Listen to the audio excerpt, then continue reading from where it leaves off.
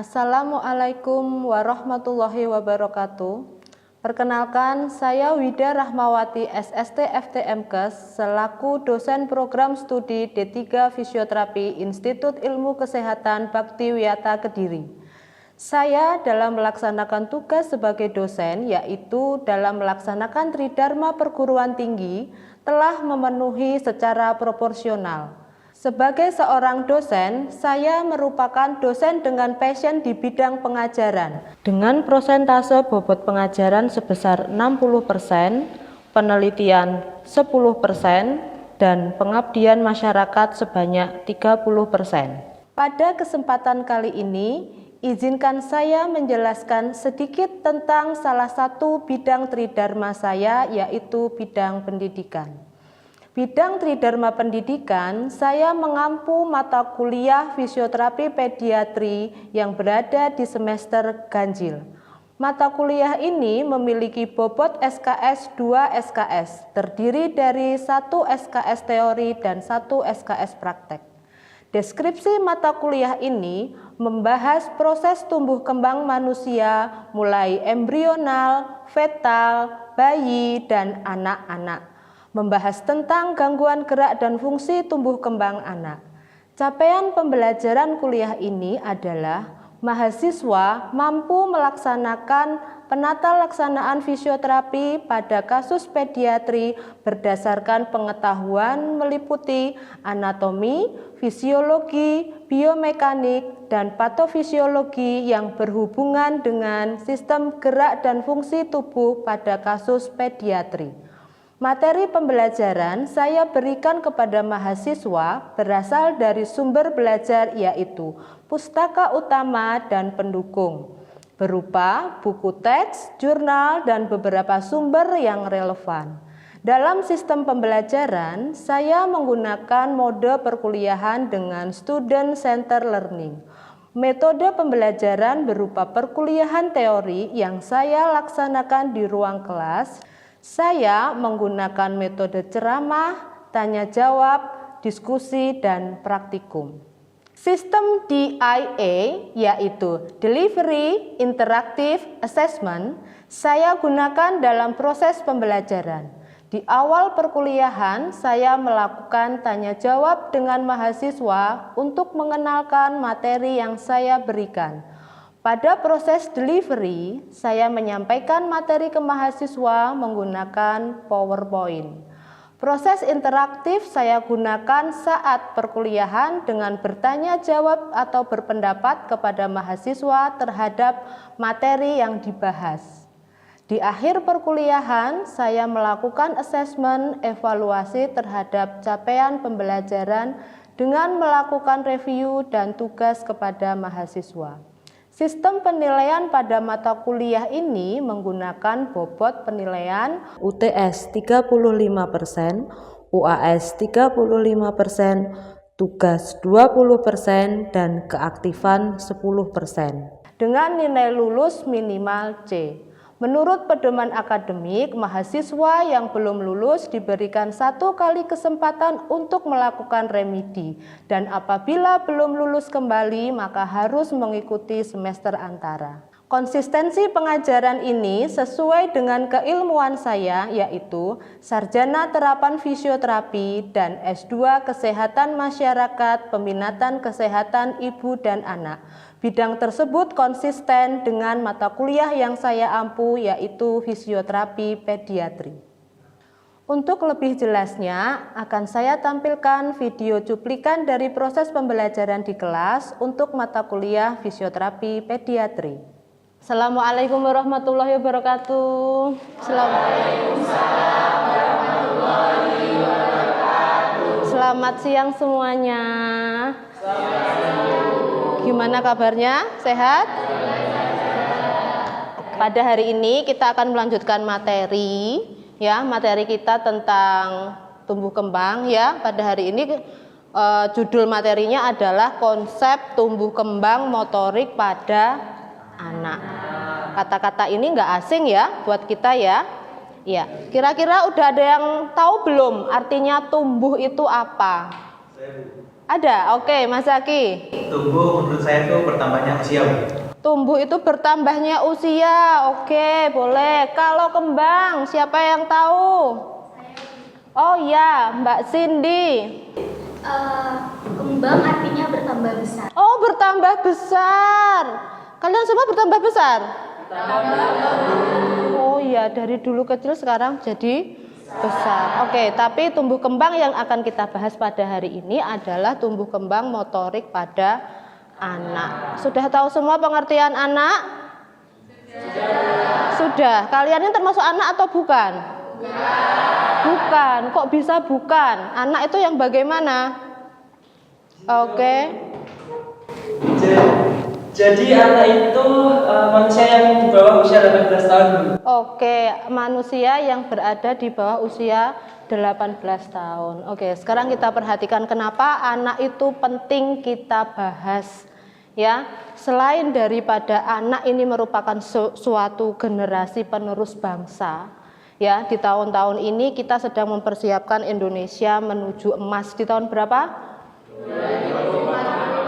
Iya, di tahun 2045 itu Indonesia mempunyai moto yaitu menuju Indonesia emas. Ya, sehingga generasinya harus mulai dipersiapkan mulai sekarang. Ya, selain itu, ya, anak ini merupakan sesuatu yang harus kita perhatikan dari segi tumbuh kembang. Di dunia fisioterapis, ya, proses perkembangan itu terjadi mulai dari usia kehamilan, ya. Makanya anak selain penerus bangsa, sejak dalam kandungan seorang wanita atau ibu yang hamil itu harus memperhatikan kondisi kesehatan dan kehamilannya. Supaya apa? Supaya anak-anak yang lahir dari seorang ibu merupakan anak-anak yang berkualitas. Ya, nah masa periode emas kita dalam mengoptimalkan tumbuh kembang anak itu ada di usia rentang ini.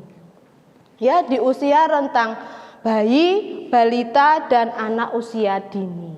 Nah, ini nanti yang akan kita pelajari. Nah, sekarang kita ke pengertian tumbuh dulu. Tadi sudah dikatakan Mas Zaki bahwa tumbuh tadi adalah bertambah usia. Usia bertambah, ya, kalau usianya nggak bertambah berarti tidak tumbuh, berarti meninggal. Ya, statik, meninggal kalau makhluk hidup. Ya, tumbuh itu apa? Tumbuh itu proses bertambahnya dimensi atau ukuran sel. Jadi ukuran selnya bertambah, ya, bertambah dan mempengaruhi struktur tubuh. Struktur tubuh yang dipengaruhi terkait apanya? Terkait jumlah selnya, besar selnya, dan hal ini dapat diukur. Jadi parameter pada pertumbuhan itu dapat diukur. Artinya bersifat kuantitatif, bisa diukur. Contohnya apa?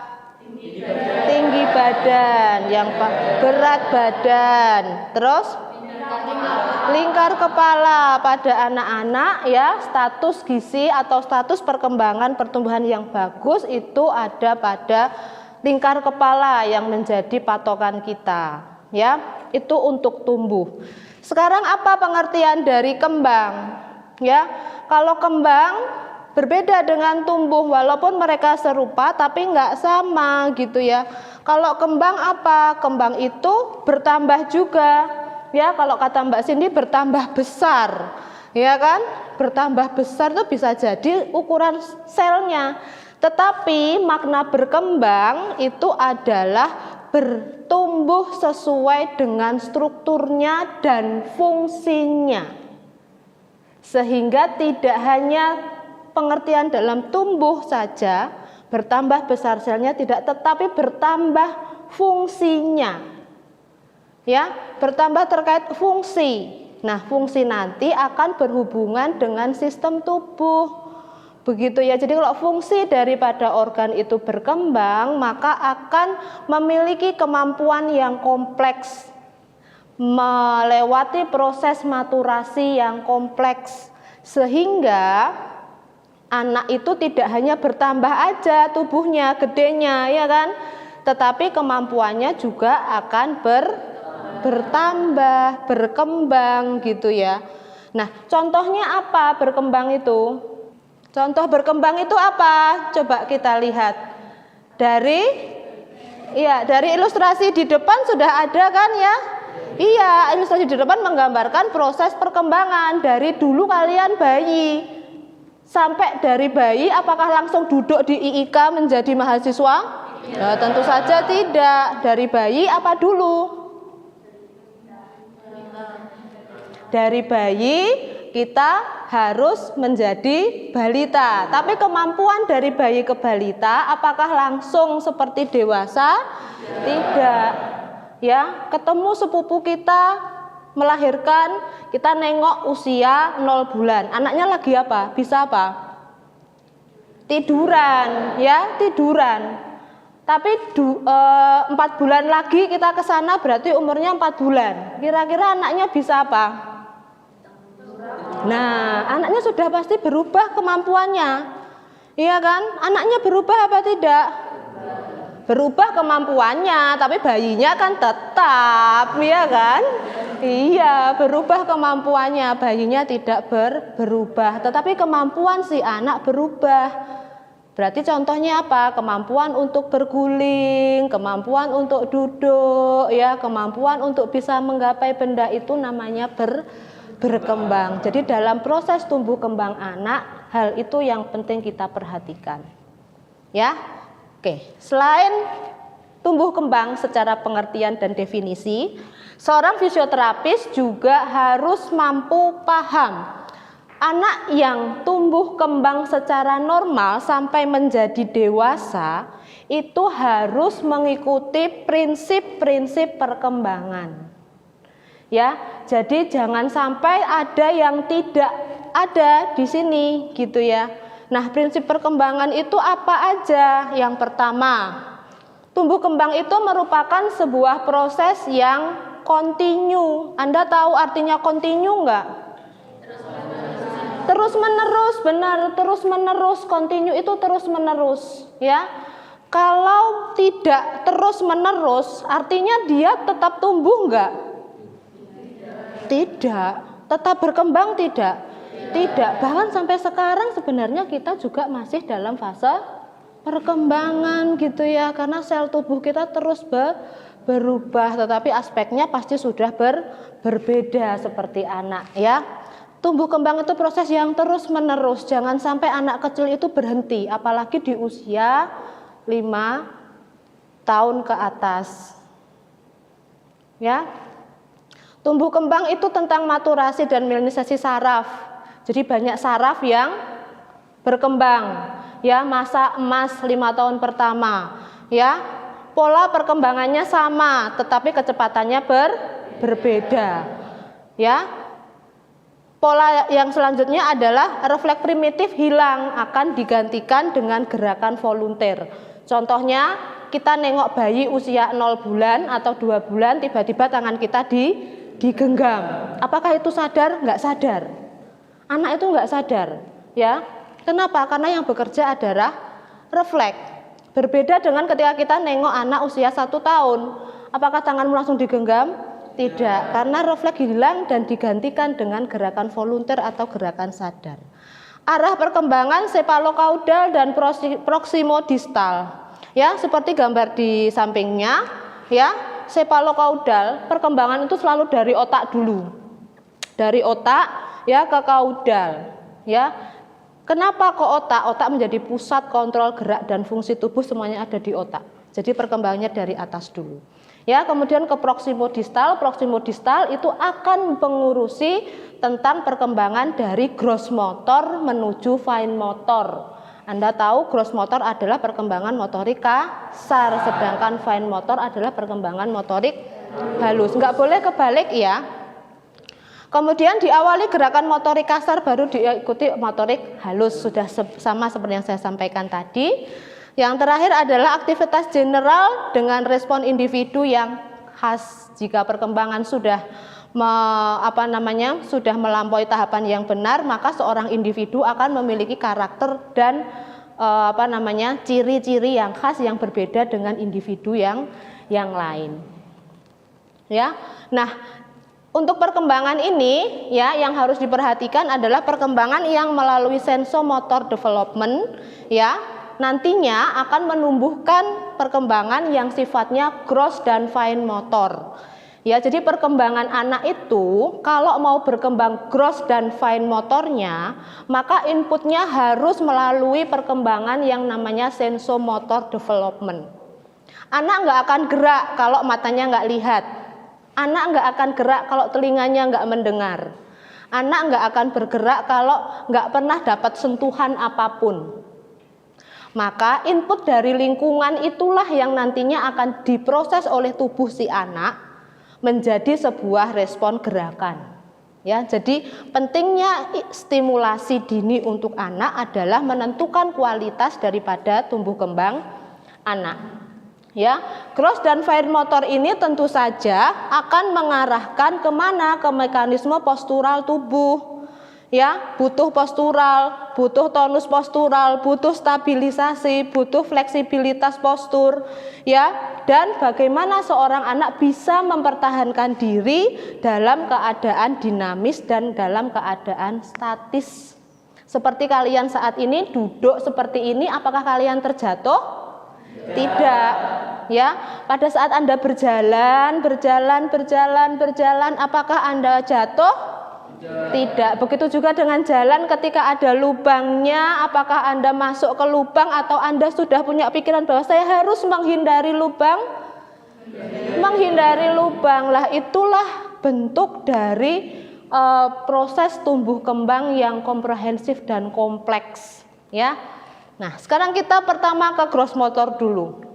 Gross motor ini nggak asing buat kita, tapi Anda sebagai seorang fisioterapis harus paham anak lahir tuh pertama kali harus bisa apa? Ya, di usia 2 bulan tentu saja yang pertama adalah angkat kepala.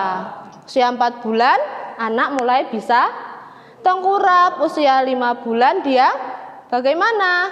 Anak mulai bisa mengangkat panggul dan bisa saja anak berjalan atau mendorong tubuhnya, bukan berjalan menggunakan kaki, maaf, mendorong tubuhnya untuk seperti, mohon maaf, apa istilahnya ya, mundur gitu ya, mundur ke belakang gitu ya. Tapi apakah itu sudah merupakan sebuah bentuk perkembangan? Sudah, tetapi untuk 5 bulan ya, seorang anak ini tentu saja perkembangannya berbeda-beda.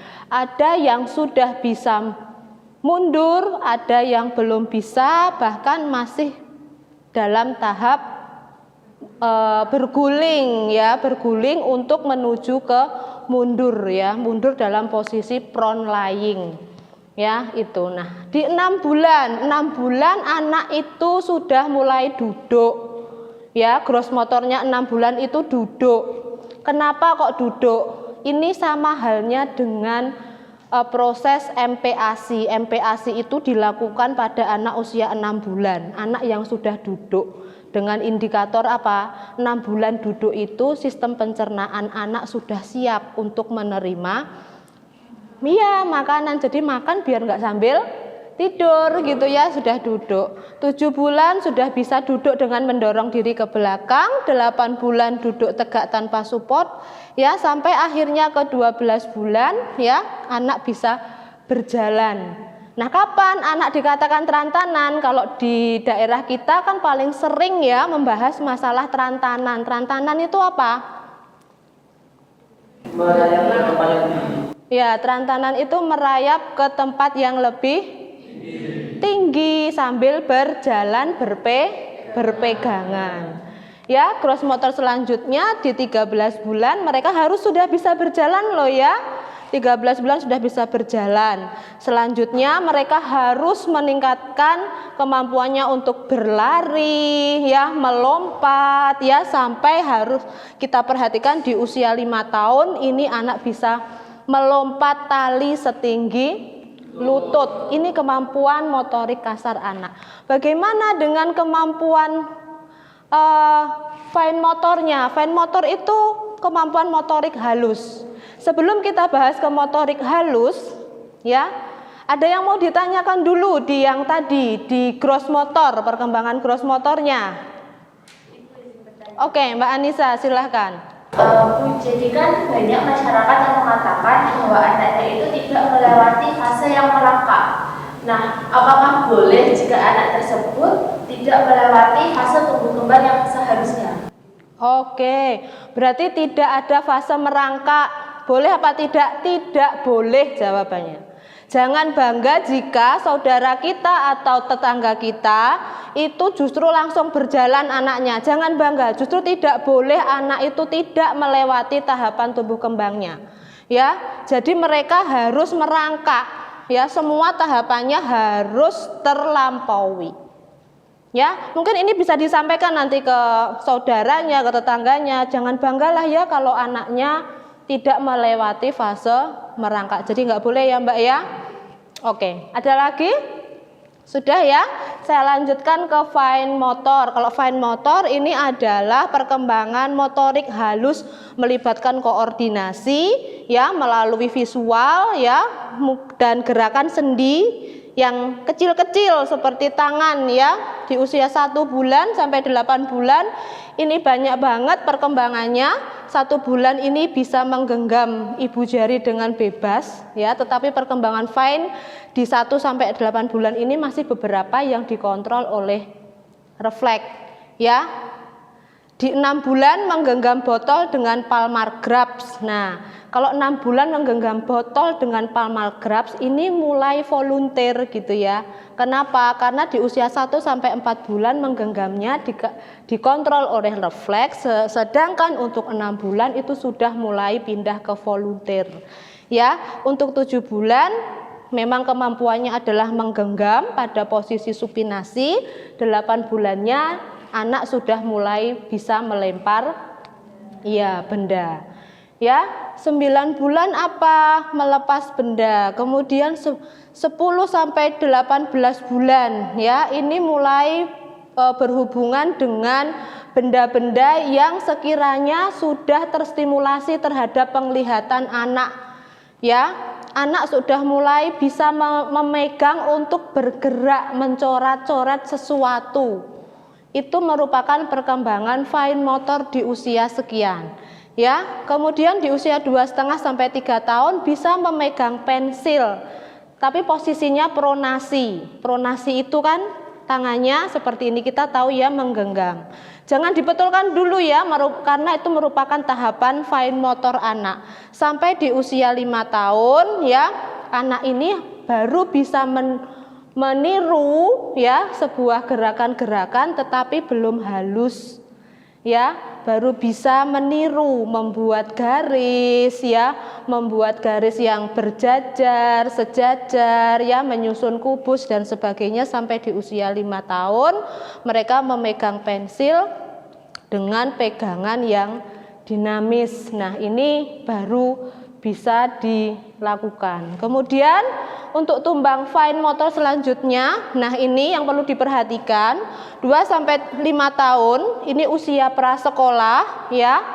Mereka itu kemampuan fine motornya baru belajar menggaris vertikal, menggaris horizontal, membuat lingkaran, membuat garis silang ya, segi 4 dan sebagainya. Baru nanti di 5 tahun sampai 7 tahun mereka akan membentuk sebuah bangun yang memiliki siku.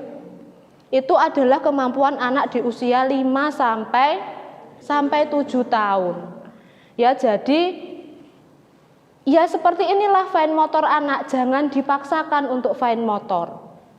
Kira-kira ada pertanyaan enggak tentang fine motor ini?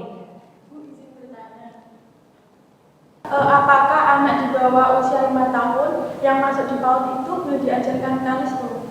Oke, pertanyaan yang bagus terkait perkembangan fine motor anak usia 5 tahun ya. PAUD ya, PAUD itu biasanya banyak sekarang 3 tahun sudah mulai masuk PAUD ya. 3 sampai 5 tahun di PAUD. Boleh nggak kalistung? Kalistung itu baca, tulis, hitung. Sebenarnya itu tidak boleh kalau diajarkan membaca, menulis dan menghitung. Kenapa? Karena secara perkembangan fine motor anak itu ya ini perkembangannya. Ya, sehingga tidak boleh kita memaksakan anak di usia PAUD untuk membaca, menulis dan berhitung ya. Seperti itu, ada yang ditanyakan kembali?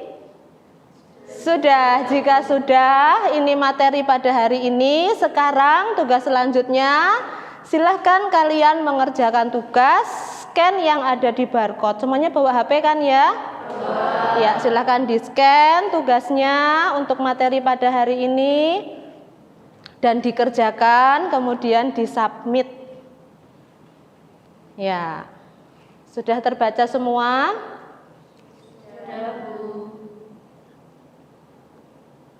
Segera dikerjakan. Ya, saya beri waktu 1 menit ya, bisa selesai ya.